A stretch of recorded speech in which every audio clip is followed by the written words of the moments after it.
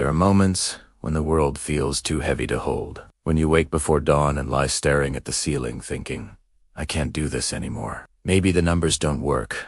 The job search has dragged on for months. The people you love seem far away. You open your phone and the glow of other people's lives makes yours feel smaller. You whisper, it's over. I'm done. That's the moment this story begins. Because every person who has ever built something worth building has stood in that same darkness. It's the moment just before everything can change. And before we go on, if you're the kind of person who still wants to grow, who refuses to stay small, subscribe to this channel now. Not because it will fix you, but because every week we walk together through the hard parts. Discipline, purpose, self-mastery. The things that make you stronger than pain. There's a Japanese word that carries the weight of centuries. Ganbaru. First glance, it means to do your best, but in truth, it means something deeper. To persist beyond the point where best seems possible. It's a vow whispered through clenched teeth. I will continue. The Japanese rebuilt an entire nation on that single word. When the bombs fell and the cities turned to dust, people rose, brick by brick, breath by breath, guided by the quiet fire of Ganbaru. A story is told about a young man named Ren, born in a mountain village in the winter after the war. He was 20, half-starved, carrying more responsibility than any shoulder should bear. His father had died in battle.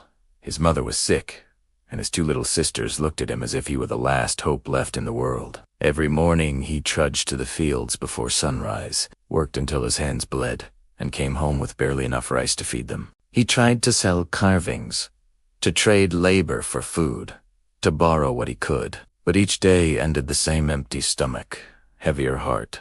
One night, cold wind scraping the walls, Ren stepped outside. Snow fell in slow silence. He sat on the ground and said the words that mark every beginning. I can't do this anymore. In that moment, he believed it. The future was a blank wall. Then an old man appeared on the path, a lantern swaying in his hand. Are you finished fighting, young man? Ask it. Ren wiped his face. I'm just tired, he said. The man nodded. Tired is good. It means you've tried, but you're not done yet. He placed the lantern on the ground. Keep this burning. That's Ganbaru. Ren didn't understand, but he took the lantern. That night he set it beside his sleeping family. The light was small, trembling in the draft, yet it refused to die. Each morning after that, when he woke to hunger and hopelessness, he looked at the flame and whispered the word, Ganbaru. The sound was almost nothing, but it carried him forward. Weeks later he found work with a carpenter in a nearby town. The pay was meager, the tools old. His muscles screamed, but he kept showing up. The carpenter watched silently, testing him. When others quit, Ren stayed. When his fingers split, he bound them with cloth and kept sanding moans passade. He learned to read the grain of wood, to measure by instinct, to see beauty in patience. And when a merchant came looking for furniture, the carpenter pointed to Ren's work. This boy made it, he said. The merchant ordered 10 pieces.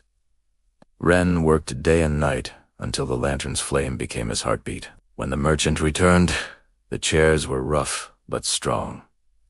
I'll be back, he said. That was the first miracle earned by persistence, not luck. Ganbaru didn't rescue Ren. It reshaped him. It turned pain into structure.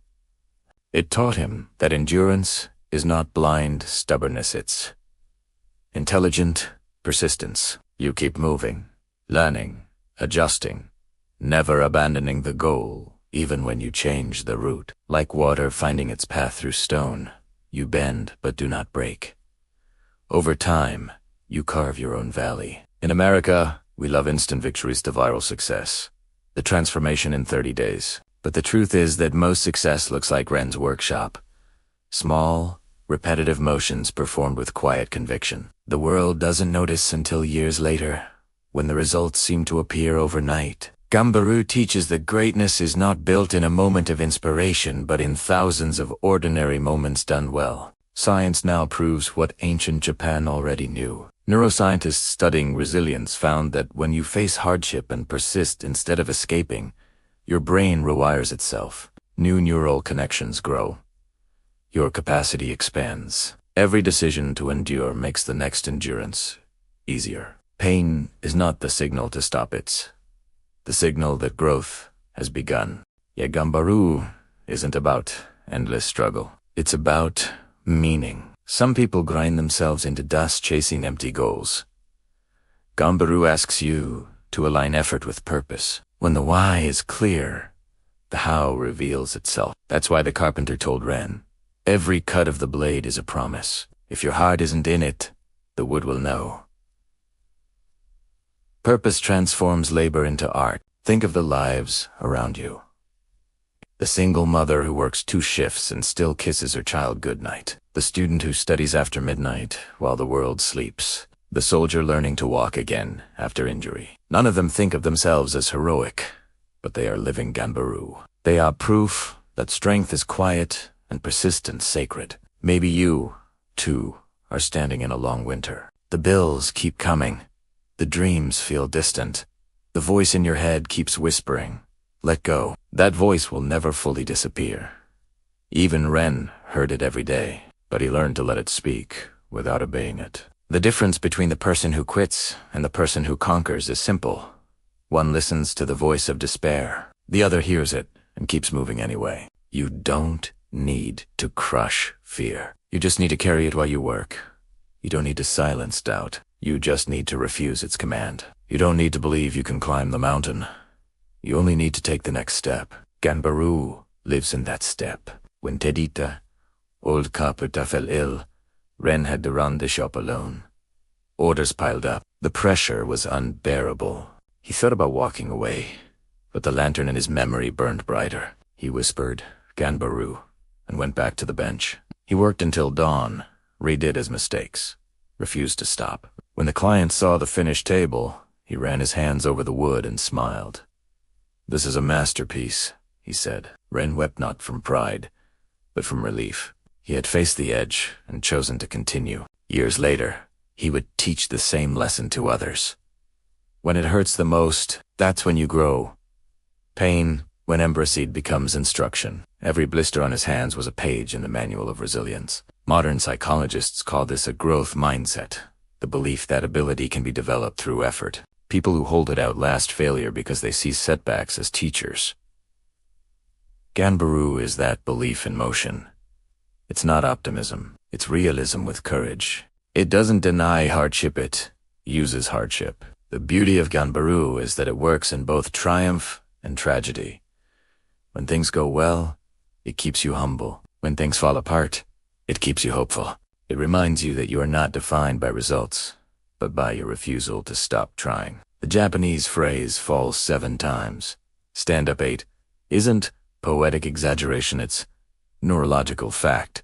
Repetition rewires resilience. There's something sacred about the person who keeps going. We feel it instinctively. Come.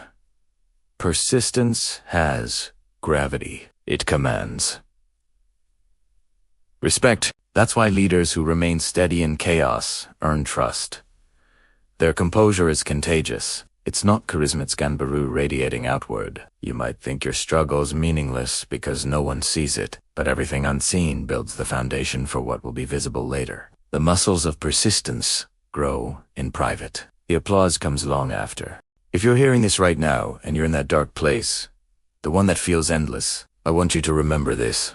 Pain is not punishment, it's preparation. Every hardship is carving depth into you, creating space for strength you don't yet possess. Someday, the very thing that nearly broke you will become the story that helps someone else keep going. Write the word Ganbaru. Somewhere you'll see it every day. When you want to quit, trace it with your finger and remember that the power to continue is already inside you. Say it out loud if you have to. Whisper it through tears if you must. It's not magic. It's memory, the memory that human beings are capable of enduring more than they believe. When you stand at the edge of exhaustion, take one small action. Make one call, send one email, step outside and breathe. That act will start momentum, and momentum is life. The universe rewards motion. Stillness invites despair. And if this message speaks to you, if something in you refuses to die even now, subscribe to this channel, not as a habit, but as a declaration. I will continue learning. I will continue growing. I will continue. Each video here is another lantern for your path. The old carpenter once told Ren, "A man doesn't build strength by lifting wood, but by lifting himself every morning. Remember that. The hardest weight to raise is the weight of your own doubt." Years later, Ren's workshop would hum with apprentices. He was never rich, but he was solid, centered. People came not only for his furniture, but for his presence. They said that being near him felt calm. That's what perseverance does. It makes you a quiet source of strength for others. You don't have to move mountains today. Just keep your flame alive tonight. Tomorrow, feed it again. Over time, that small, stubborn light will illuminate everything around you. When everything seems lost, whisper the word that has carried generations through fire and famine. Ganbaru. You are not alone in that word. It connects you to millions who refuse to give up. Let it echo in your chest until it becomes who you are. So don't give up, not today, not yet. Breathe, stand, move. Pain will pass. What you build from it will remain. And one day, someone will look at you the way people once looked at Ren, someone who didn't just survive, but taught others how to endure. Your story is still being written. Keep the lantern burning, Ganbaru, always.